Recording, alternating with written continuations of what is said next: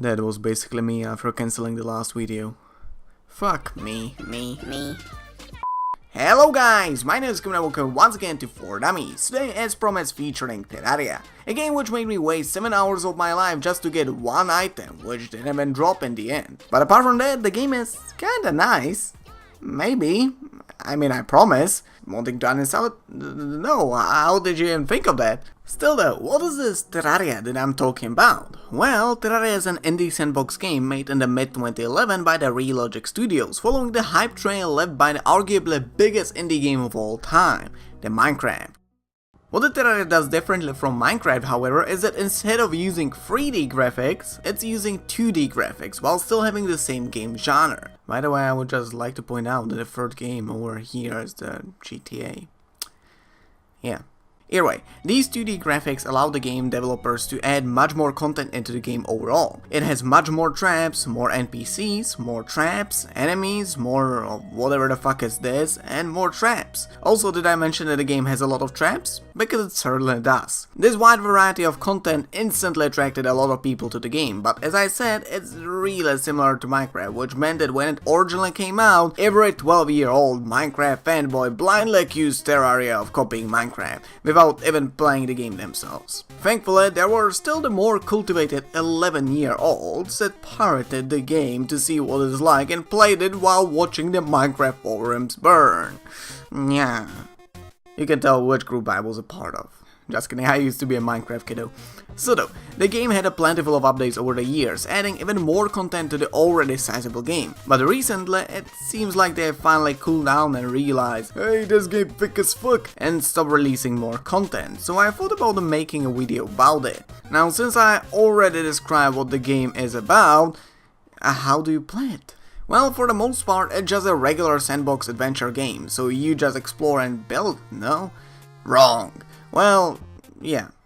I just wanted to make it a bit more dramatic. In this game you start with 3 basic tools, the copper sword, copper pickaxe and copper axe. Unlike in Minecraft, however, here the specific tools can only do their specific tasks. With the sword you can you kill enemies faster, but you can't do anything else than that. With the pickaxe you can mine anything you want for as long as you get enough pickaxe power or it isn't protected by some kind of a magical shield. The axe is an axe. Use it to get wood or checks, depends on what you prefer, but in a server game you are gonna want that wood to craft a crafting bench and build a house for your guy to move in. Or houses if you really want those chicks. There's also the hammer, which you won't get in the server game, but you can craft it almost immediately after you start it. It's basically just for shaping blocks and destroying background tiles, which can be destroyed by a pickaxe for some reason. After you are done building your house, start by some cave exploration. No, not that one. Inside the caves you might find chests containing random loot. This random loot will be composed of mostly just ropes, shuriken, torches and potions. But it's something. Now to just get out. It's a pain. At the beginning of the game you want to start digging something called Elevator, which is a really deep hole going all the way to hell. On the way there, explore any cave you might find and dig out any ores that you consider useful. If I could recommend something, drop a glow stick underneath you as you dig. It will fall down with you, giving you constant light. Once you feel like you are ready, so about the time you get yourself a full set of iron armor and a bow, might be better than an iron one, you should consider fighting the first boss of this game, the Eye of Cthulhu. You can kill the Eye of Cthulhu with shuriken as well, sure, but unless you want a judgmental side to judge your weeb intentions, you better not do that. After the fight's over, use the ores that drop to craft a mortally challenged bow and start preparing for a fight with Danger Noodle.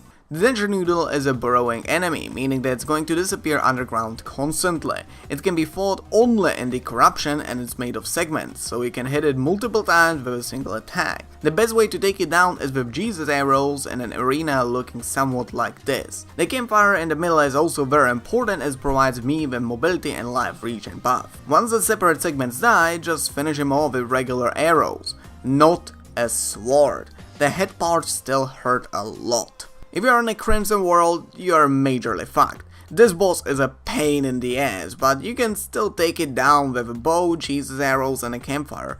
It's actually not that difficult once you understand its attack pattern. Then just farm these bosses until you get a full set of mortally challenged armor, a pickaxe and a fishing rod. then try to get all the way to hell, or the underworld as the Relogic calls it for some reason. Seriously, why is it that every single sandbox game calls the hell something else? Like, come on, that's not that offensive. Still though, you go to the underworld and start building a super long platform. How long? About 1000 blocks should be enough, but I would recommend going for 2000 blocks just to be sure. Also, while building, beware of doll demons, as when you kill them they will drop a doll, and when the doll drops into lava it will summon a boss which you aren't prepared to fight yet.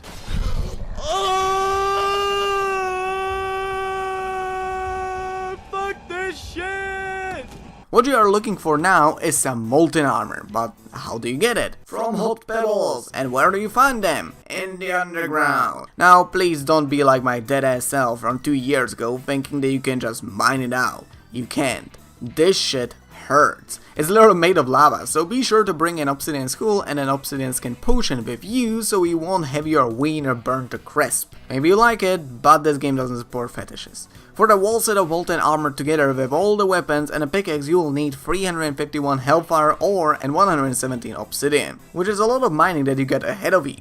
After that you can either fight a Skeletron to unlock the dungeon, or the Wall of Flesh to enter the hard mode. Defeating Skeletron is purely optional, as it literally just unlocks the dungeon where you can find a couple of dungeon exclusive items. The only real reason why I want to do it is to get this shield which negates all knockback effects, and that's about it. The Wall of Flesh, on the other hand, makes your world go into hard mode, which is like a second stage of this game, so this boss is a must defeat. You summon it by throwing one of the dolls dropped by those doll demons into lava, which will sacrifice your guide and summon the boss. The Wall of Flesh will appear at the edge of your screen that is far away from the middle of the map, and will slowly move towards the other side of the map. This is why I built that platform. After you defeat this boss, you have successfully beaten the easy mode and activated the hard mode. Good luck. Also, I spent about 6 minutes talking about the easy mode alone, so let's make it a bit faster. The Whoop drops a Pound Hammer. Use Pound Hammer to destroy these blue balls in the corruption. They will spawn new ores which you can use to craft better gear. After you get full adamantium or titanium set, you are ready to fight the mechanical bosses. Defeat all 3 of them to craft the pickaxe or the drags. Then go to the underground jungle and farm enough chlorophyte to transform into Snoop Dogg to banish your foes with the power of weed. Or pizza if you're a warrior, I guess. Then find Plantera's bulb, make some space around it, set down a campfire, hard lanterns, you know, the usual routine, then get yourself all nice and drunk, and here we go, boy! After Plantera is defeated, dungeon monsters will become much more difficult to kill. They will also drop different loot which will allow mages to upgrade their wheat armor to heroin armor. The Plantera also drops a key to the jungle temple. Find it, explore it, and once you are ready, savor it. Or in other words, summon the golem. After defeated, build an arena for Pumpkin and Frost Moon. Farm Pumpkin Moon if you are either a warrior or a summoner. Farm Frost Moon if you are either a mage or a ranger. Then go to the dungeon entrance and kill these 4 guys which will spawn the lunatic cultists. Defeating the lunatic cultists will spawn 4 pillars, each dropping shards for a specific class. Defeat 3 pillars and craft yourself a weapon at this... What? Then build an arena to fight a Moonlord and destroy the last pillar, get all drunk again, maybe bring a chick baby to cheese your way through.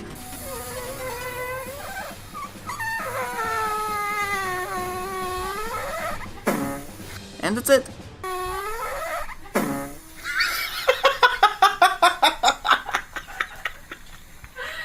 After this, the game is sort of complete, but just as Liquid would say, It's not over yet! Just like killing the Ender Dragon in Minecraft doesn't end the game, killing the Moonlord in Terraria doesn't end the game either. You can keep on fighting, building, etc, etc. There's a plenty of stuff to do. It's a sandbox game after all. It drags on and on without an end to it. Just like this whole year.